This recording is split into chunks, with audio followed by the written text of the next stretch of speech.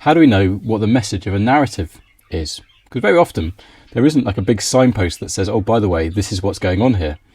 Sometimes the writer does say what he's doing and what's going on, but often not. So how do we pick up the meaning? Well, in chapter 17 and chapter 18 of Judges, there are a number of things that happen that help us to know what's going on.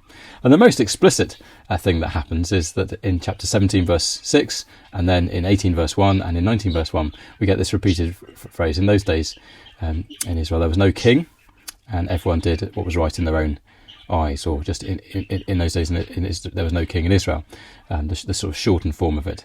So that comes as a repeated refrain. So we were including already that, okay, is this, there was no king, and so if there had been a king, things would have been better? Maybe. I think it's more that there was a king. The Lord is always their king, but people were living like there was no king, like the Lord wasn't God, and so that was leading to all this chaos. But whichever way, that's a clue, isn't it? That, okay, things are not the way they should be. So we're expecting that in the chapter. But in what way? What particular? Okay. Well, the second thing is that you have to remember that Judges comes after the previous books in the Bible. It's an obvious thing to say, but the first 5 books of the Bible particularly lie the background for this chapter. So just to take one example from Deuteronomy chapter 27. Let me get that. Okay, Deuteronomy 27 verse 15, which interestingly is said by the Levites in chapter 14. The Levites shall recite to all the people in a loud voice. Verse 15, cursed is the man who carves an image or casts an idol, a thing detestable to the Lord, the work of the craftsman's hands, and sets it up in secret. So that's exactly what Micah does in this chapter, isn't it? So by reading this narrative in the light of what's already come in the Bible, there should be a number of alarm bells. Stealing money from your mum, breaking 2 commandments, this making of the idols, those kind of things should flag up, red flags pop up all over the place when we see this passage in that light. Then we've got to tune into this kind of issue of, I guess, parody or having echoes of other bits of scripture, but not in a positive way, in a negative way. So, chapter 17, Micah is building a tabernacle. Except it's nothing like in Exodus, where the Israelites do that and Moses is given instructions by the Lord and it's all very elaborate and God explicitly says all the things that are to be done. Here, Micah just does his own thing, and it's a very shambolic DIY kind of thing where a Levite becomes a priest. He's anointed by Micah. Micah's just bit by bit gathering together bits and bobs of religious memorabilia and knickknacks to construct what he thinks the Lord will bless. So it's a kind of parody of the true tabernacle and the true way God has set up to worship him. And then in chapter 18 we get the Danites, and they're like a parody of the conquest of the land, because they haven't been able to conquer the land that God's given them, and so they set off to find this people by Laish who are undefended, and they go and spy out the land, and they get God's direction on it, and then mighty men that they find this defenceless people and they go and slaughter them, and then they found the city of Dan. And again, it's a kind of, it's all shaped like they're the brave Israelites conquering the land, and yet the reality is so much more pathetic and awful than that. And so in those ways we're signalled, oh, this is not good. In fact, this is really not good. And there's irony too. There's just a particular moment of irony in Judges 18, verse 14.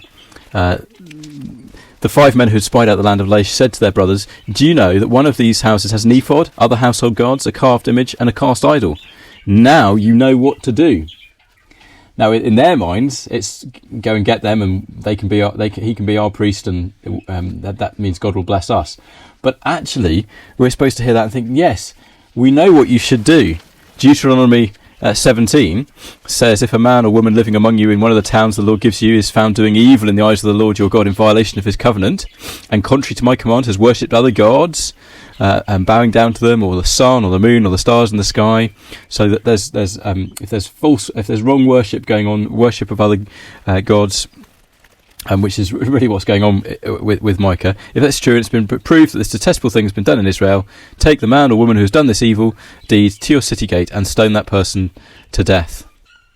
So that's what they should do. but they don't at all do that. So there's a little bit of kind of irony going on. And then in the end of chapter 18, we get this kind of late reveal.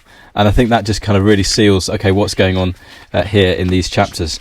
So right at the end of chapter 18, the Danites set up Dan, the city of Dan, and there they set up themselves the idols. And Jonathan, son of Gershom, the son of Moses, and his sons were priests for the tribe of Dan until the time of captivity in the land.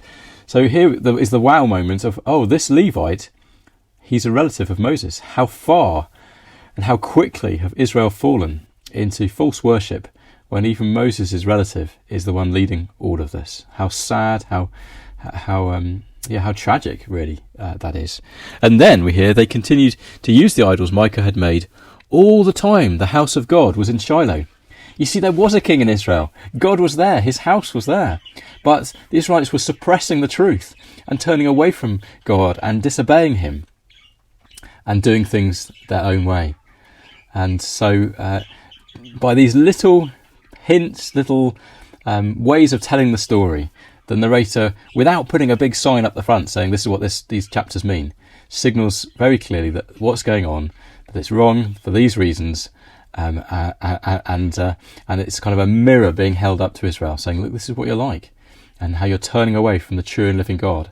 And it's such a tragedy, and it's such a terrible tragedy, and it's a tragedy that is going to lead to God's anger and judgment, just as he had said it would.